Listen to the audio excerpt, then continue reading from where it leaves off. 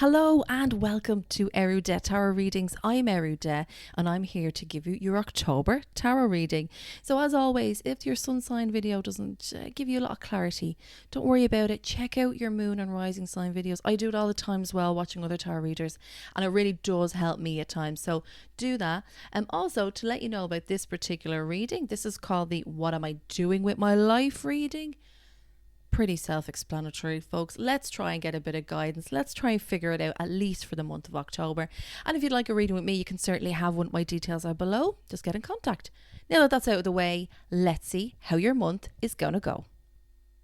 Hi Virgo, and welcome to your October reading, lovingly titled What Am I Doing With My Life?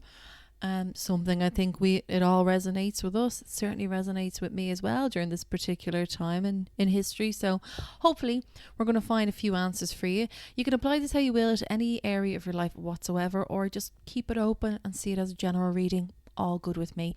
Now let's get started. So very center of the card now, I do have it covered by another card, so unfortunately you can't see it, but we'll talk about it a little bit. I think you'll want it a bit covered, to be honest, Virgo, right? I'll tell you why now. Very hard to this reading. We have the Eight of Swords. This is you now, how you feel and currently how you're doing. So swords energy, we're looking at Libra, Aquarius and Gemini. We're talking about the ability to communicate effectively. We're talking about how we think. We're talking about our thought processes, our memories as well. We're talking about how we verbalize and articulate what we're really thinking. Unfortunately, though, with the Eight of Swords, what we're seeing is that energy, but it's quite internalized. The Eight of Swords has a woman who is bound by ropes, and she has a scarf around her eyes. She can't see, she can't move.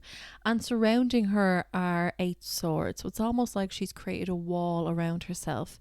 Now, the thing is, though, she can easily wriggle out of these ropes, no problem. She can take the blindfold, the scarf off, no problem. She's almost creating a wall of fear and doubt around herself. So where you might be feeling, or what you might be feeling, I should say, for October, is that element of being bound by your own circumstances, looking at things around you and thinking, I can't really do what I need to do. I'm looking around and this isn't what I need. I don't have the tools, the physical tools to do it. You might feel like growth is restricted at this point, but I want to let you know that no matter what circumstance you're in, you can always make the best of it, Virgo. And I want you to consider that instead of being stuck in this Eight of Swords energy now. Not stuck, because you can get out of it. She really can. But I would rather you look at it and see, okay, rather than go, right, this is what I don't have, you go, this is what I do have. And use that mental energy of the air signs to find a way to get yourself out of it. Because with Virgo, it's all about resolution. Find the problem, figure it out at the core and fix it. And so do that, but use the swords energy to help you rather than it being detrimental, because sometimes that lovely air energy can turn on us and we can have a little inner self-saboteur, and we don't need to hear that right now. I just said that to Taurus. I'm like, we don't need that right now. Not this time. Not this time in the world, in history, do we need it. So Taurus, be aware of that. I'd say that this is just a little red flag for you for October. And it's also saying whatever you've just come out of, it's still quite fresh and it's still in your mind and it still hurts a little bit. And the need and want to protect oneself is there. But know that you don't need to do that too much, because you have the capability to heal yourself also in many ways. Overlapping the very first position is the second card there. You'll see it lying horizontal, and it's actually the Hanged Man. With this particular placement is what you are afraid of. What are you afraid of? The Hanged Man is very stagnant in energy. The Hanged Man doesn't really want to make a decision. It would they would rather sit on the fence because it's easier. It feels a little bit more comfortable when we feel like we're not making a decision, but not moving off the fence is making a decision. With this card, you'll see that the Hanged Man is hanging upside down from the tree. Can be the tree of life and could be the tree of life that holds a lot of wisdom for us. And on the side in this particular deck, now I'm sorry that you can't see this, so I think I'll change the setup for the next video so I'll get closer so you can really see the cards. But to the side of it, there's a field, and it's got I think it's a plough that is lying on the ground. So there was movement, there was energy, things were moving forward, and this person decided not to pursue, not to go ahead. That energy seems to be wrapped around your Eight of Swords card as well. But this card is saying you need to change your perspective. I don't think you have a fear of changing perspective. I don't think that at all. I actually think Virgo is quite multidimensional in that way. I think you'd be willing to, but it's more of a case that you take a step in a direction, almost any direction. And I know that's not something you really want to do unless you've got all the facts in front of you. But sometimes we don't know what's ahead of us until we take that step. So for you, Virgo, I would say relinquish control if you can. And I would urge you to do that as well. If this is a kind of emotional trauma, I can see why you're not moving out of anything just yet. That's obviously understandable, but change your perspective on it. Maybe that would help you turn it on its head and see it another way. Maybe your heart has been wounded or has been broken. You're thinking, God, that was really tough. Turn on his head. Yeah, do you know what? That was really tough. But I am coming out of it and I can't wait to enjoy life here on now. And B, wow, look at me with my inner resilience. Jesus Christ, am I strong? So think about it from that side too. Now the third placement you have is the card to the far left hand side there. It's underneath the white flower on the left, and this is your past influence that's been really beneficial to you. So the Fool card. So I've been picking all these cards at random, and I love that the Fool card came out for you. As a past influence, you may have been associated with someone that has this energy, but I feel like this is more so you have been able to enjoy life without all the necessities. So there seems to be a thing when I said to you that you don't have the tools or the means to kind of create what you want to do or what you need to do. And this was saying actually what you've learned is to be without all of these luxuries, without all of these things that we deem to be part of our day-to-day lives or necessities, when actually like we're just very lucky to have the things that we do. You also had a freedom loving aspect to you that you had I say had, but I'm going to say have. Maybe it's just a little bit hibernating at the moment, but you have this ability to know that wherever you place your foot on any land, on anywhere with anyone, to do anything, that you had the confidence to do it as well. There seems to be a bit of knock of your confidence that you're bringing into October, Virgo, and I want to remind you that you have it, because you've had time to cultivate it. You've had experiences where it was drawn out of you, and now it's time for you to really call upon those past influence that really was beneficial to you. There's a purity of heart and soul here. Remember that, get back to that. And I think when you start to get into that mindset, the Eight of Swords energy, those swords will just start dropping all around you, babe. They really will. They really, really will. But you just have to remember that.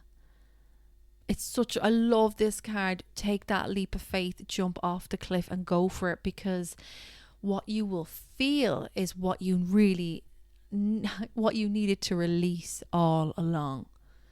Now your fourth card is at the very bottom of this spread. It's grounding the entire one. This is the Seven of Swords. So we're going back to swords energy here.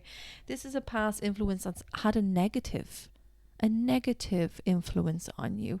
So Seven of Swords, I'm seeing a passion here, that things have happened to you, obviously unwillingly, and in a very severe and harsh state at times.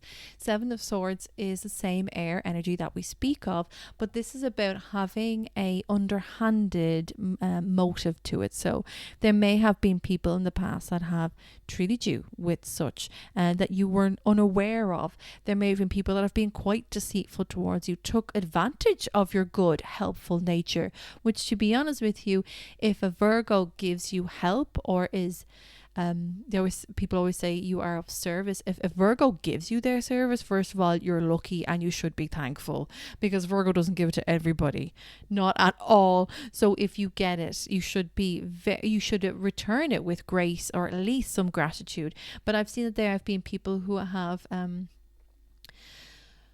taken advantage of that and wilted that lovely aspect that you have. And it's really freaking unfair. And I'm very angry about a Virgo, and I'm very sorry for it as well, because God, of all the signs to do that to, just don't do it to a Virgo, please. Like, you give so much of yourself as it is, and then to taint it with their own toxicity is really disheartening to see. But when I look at this, I see someone who blames themselves, who really puts the pressure on themselves and thinks, I could have done more, or I shouldn't have done this and I shouldn't have done that. We see this man in this card, and he's sitting at a desk and he's writing with his quill, and he's writing by a candlelight. So this could mean, Virgo, that at night time you are thinking of these things, that you are potentially, maybe not all of you, but some of you may be blaming yourself for how things have happened in the past, with a job, with a love life, with a family member, with a friend, with whatever. And I want to remind you to not place the blame on yourself, because we can never really know what their motives are. We can only trust that they can be good, and at the same time protect ourselves with certain boundaries. Me being a Mars and Venus in Virgo, I've had to develop boundaries and remember them, believe it or not, because I want to give, and you think everybody has great intentions like yourself, and then you learn that that's not the case. And I see that for you here, Virgo. So I want to say to you, alleviate that inner stress that you're putting upon yourself, because it's not for you to own. You really need to let go of that. And that element of blame, and that word feels so strong. It's tormenting, and you don't need that. Nobody does. So I'm telling you now, if you haven't heard it before, I'm telling you now, release that. It's not yours. You can't own it anymore. Let it go. Let it go into the ether. It's doing you no good, and it will only affect your health, which is also what I'm seeing here too. Now, the very top of this reading, which is the crowning of this entire reading, this is a lovely placement as well. This is what you promise yourself, Virgo, for October, and this is the Lady. Okay, good. Right, so you've listened to what I've said. You have taken it on board, and what you're promising yourself now for the month of October is to be more of what you are at your core, at your essence. So this is a major arcana in this particular deck, which is the Druid Tarot deck, but we would know her to be traditionally as the Empress card. So we see her still sitting on a throne, still looking fabulous, still decked out, but not too ornate or too extravagant in a way that is very showy. We have Mother Earth here, we have Gaia here, we have the giver of birth, we have the creator in many ways in a female form. Again, for those of you who are listening who are male, female, it really doesn't matter. We're just equating this to even the physicality of giving birth, that there is fertility there, that there's the opportunity for new projects to be born. There's an opportunity for new life to come into play. And when we talk about that, we don't even mean just giving birth to new life. We mean a new life for ourselves. We have the opportunity to do that and to give it to ourselves. So this month, Virgo, I see you promising to give more time to you, to develop these areas. I see a lot of holistic as well. So I see some of you may have always wanted to go into more holistic aspects of life, which is it could be medicinal, but it could be even yoga. It could be how you eat. It could be trying to think of other holistic things. Look up holistic things. Many holistic things. I didn't think my brain would just stop at 2, but there you go. I must learn more. But getting back to helping people in a very rooted way, being out in nature, you need to indulge in these things, because it's going to really help you, because it will benefit you as a human being and for what you can give out to others.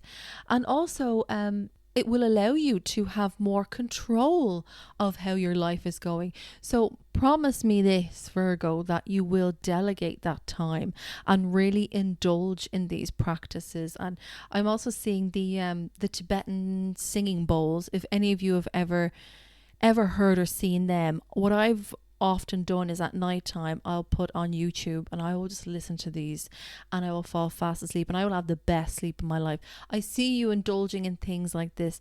The not so generated aspect of health and being and human being. So I'm happy to see this here for you, Virgo.